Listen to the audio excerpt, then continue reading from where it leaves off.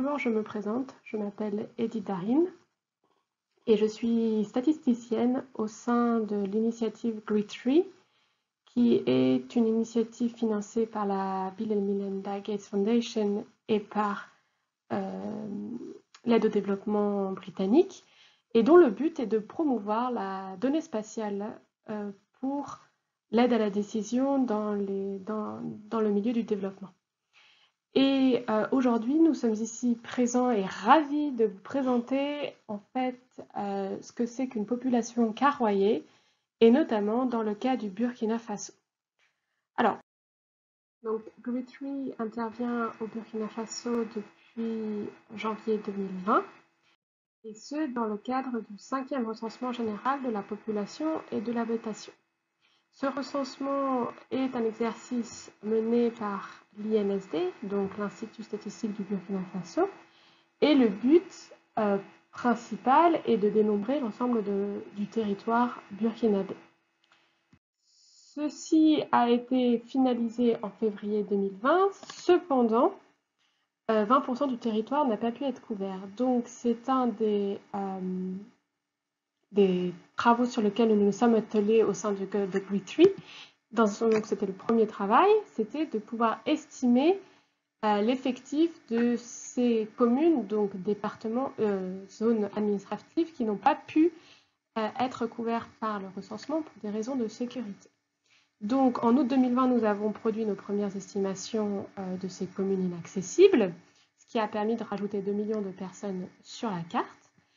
Et ces données pour ces communes inaccessibles ont été publiées par l'INSD officiellement en décembre 2020, ainsi que l'ensemble des effectifs de population pour le reste des communes également. Et le deuxième travail que nous avons effectué en partenariat avec l'INSD, ce fut l'estimation de population karawaye. Alors, une estimation de population karawaye, et ce qui sera le sujet du reste de la présentation, c'est une estimation de population, donc d'effectifs de population pour des carreaux de 100 mètres sur 100 mètres. Donc l'idée, c'est qu'on appose une grille sur l'ensemble du territoire, une grille de carreaux de 100 mètres sur 100 mètres, et on va chercher à estimer l'effectif de population dans chacun de ces carreaux. Dans le cadre du Burkina Faso, il s'agit d'une désagrégation, c'est-à-dire que nous connaissons le chiffre, les effectifs publiés par l'INSD au niveau de la commune, et nous allons désagréger au niveau du carreau. Mais donc cela signifie que si l'on somme tous les carreaux d'une commune, on va retomber sur les chiffres officiels. Une des données majeures qui a permis de faire cette désagrégation fine spatiale, ce fut l'empreinte du bâti, donc une délimitation de l'ensemble des contours de tous les bâtiments du Burkina Faso, extraite d'imagerie satellite. Et nous avons parlé de l'effectif total par carreau, mais nous avons également fait désagréger par groupe d'âge et de sexe en utilisant la pyramide nationale officielle. Donc, dans le rapport de décembre 2020 publié par l'INSD, il y avait également les chiffres concernant l'âge des groupes d'âge et de sexe au niveau national, et nous avons utilisé cette pyramide pour désagréger au niveau carreau l'effectif de population. Alors, à quoi ça sert une population karawaye? L'idée principale, c'est de connaître la population dans un zonage atypique. Donc, nous allons voir ici plusieurs exemples. Un zonage atypique peut être l'idée d'une zone autour d'un point. Et donc, ce point, selon la quantité qui nous intéresse, peut être par exemple un centre de santé, où on veut savoir le nombre de personnes qui habitent aux alentours de ce point, une école, un commerce ou l'épicentre d'un séisme. Un autre zonage atypique peut être le long d'une ligne. Et cette ligne peut être une rivière. Et dans ce cas-là, on voudra savoir, par exemple, le nombre de personnes qui habitent autour d'une rivière dans le cas d'une inondation, pour estimer le nombre de personnes qui ont pu être affectées par cette catastrophe environnementale.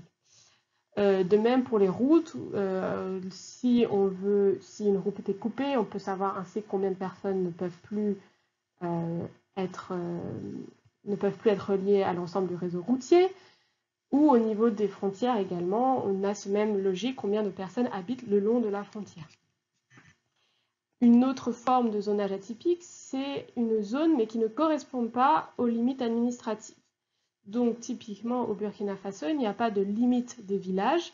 Alors dans ce cas, on peut dessiner manuellement la limite de village que l'on veut prendre en considération et sommer les carreaux à l'intérieur des limites que nous avons préalablement établies pour estimer la population. Cette même logique peut s'appliquer dans le cadre d'une estimation de population dans un bassin d'emploi ou dans un district sanitaire, parce que souvent la carte sanitaire ne correspond pas exactement aux limites administratives, et dans ce cas-là, on pourra utiliser la population carroyée pour connaître un effectif de population au niveau de ce district sanitaire. Alors, la publication de ces données carroyées s'est effectuée en 3 étapes. Dans un premier temps, c'était en septembre 2020, où nous avons produit au sein de l'Université de Southampton ces données. Elles ont été présentées et reconnues par l'Institut de statistique en janvier 2021 et intégrées au site en février 2021. Donc je vous invite vous-même à aller voir sur le site officiel de l'INSD et vous pouvez trouver un lien vers les données carroyées du 5e recensement.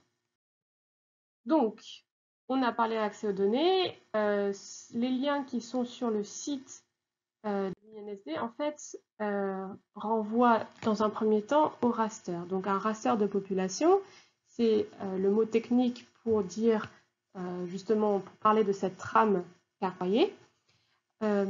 Et c'est un raster est très utile dans un logiciel de SIG, donc de système d'information géographique. Donc pour les gens qui ont des notions de cartographie, le raster sera la donnée bienvenue avec laquelle travailler sur de la population carroyée. Et ce raster se trouve au sein d'un ensemble de fichiers où on a un raster des effectifs totaux, un raster des effectifs par âge et sexe, donc c'est-à-dire qu'un raster qui concerne les femmes entre 0 et 4 ans et ainsi de suite, des méthodes et un README pour avoir un éventail complet de l'estimation, de la méthodologie qui a été appliquée, des limitations et ainsi de suite.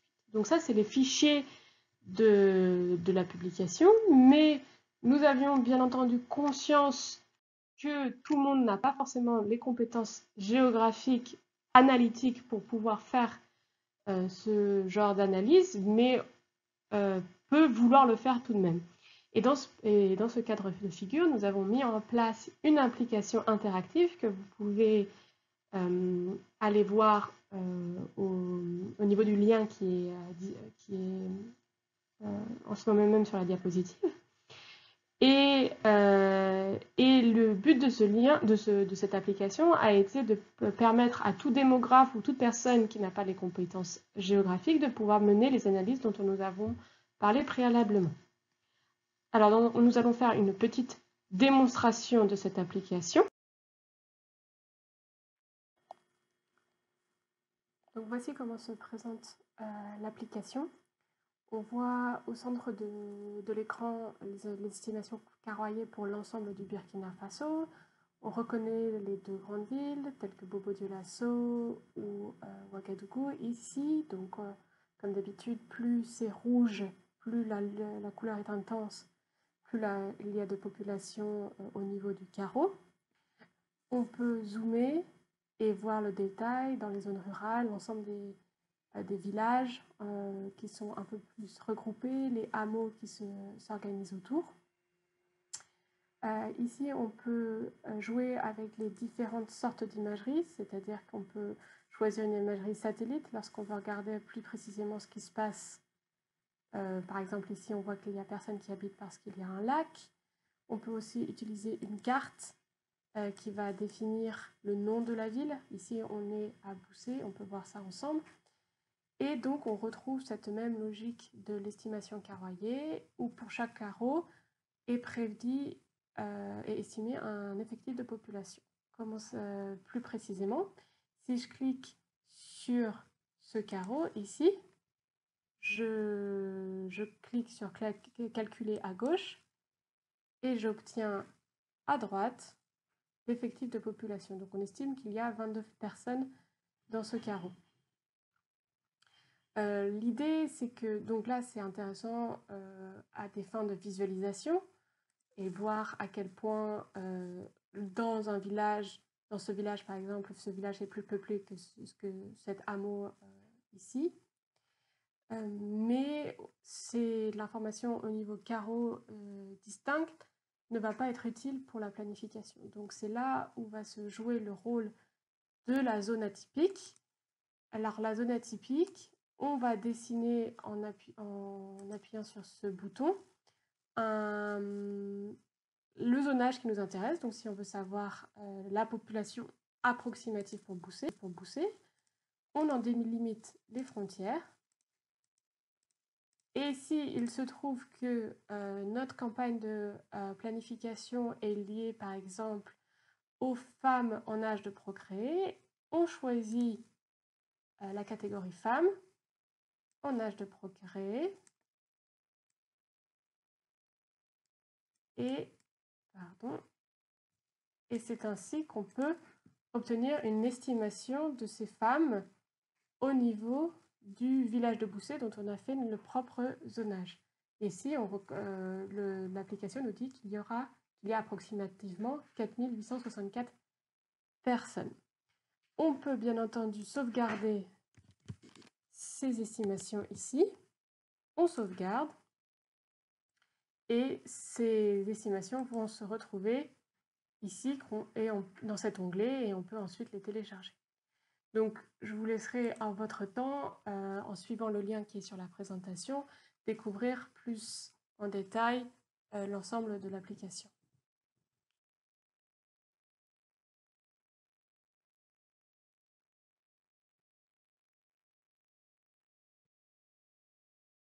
Et maintenant, vous avez vu comment on peut travailler avec les données carriées. Donc, c'est à votre tour de pouvoir l'appliquer dans le contexte de votre intérêt. Bien entendu, si vous avez des questions suite à cette présentation ou des requêtes, notamment de support technique ou même de formation, celles-ci peuvent être envoyées à info@criptree.org. Merci bien pour votre patience et votre attention et j'espère qu'on pourra bientôt entendre parler de vous.